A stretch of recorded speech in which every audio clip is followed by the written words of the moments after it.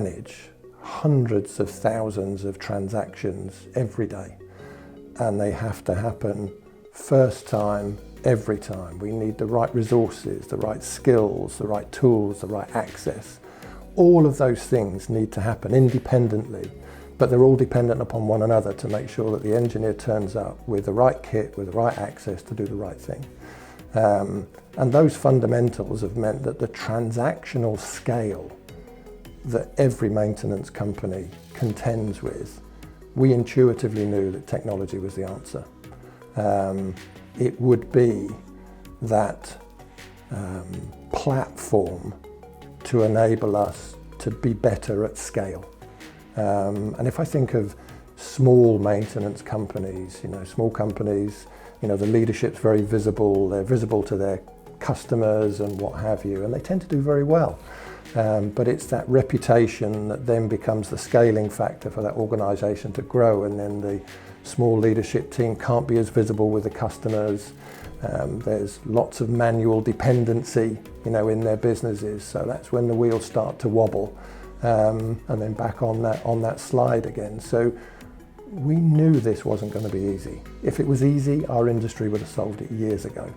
But it really is complex. And for our larger competitors now, the risk of fundamentally changing their whole business model is probably just too hard.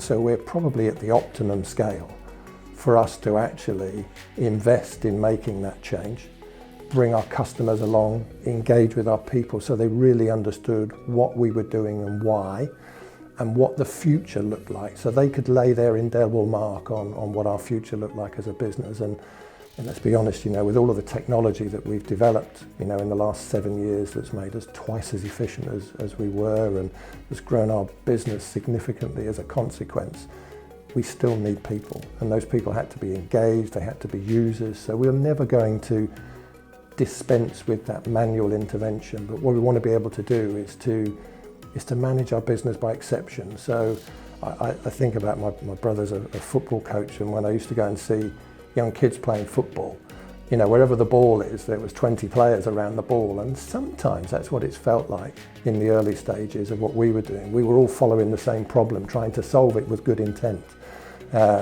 So we had to spread the field. We had to sort of plough our own furrows to make sure that we needed to get some of the must-do stuff done. And I come from a large corporate background preceding the 8 years that I've been at DMA. And what's really focused with being an SME is you focused on the must-dos and the need-to-dos rather than just the things you can do. So it really does make you focus in on the areas that are really going to make a difference for you, the customer, and of course our people.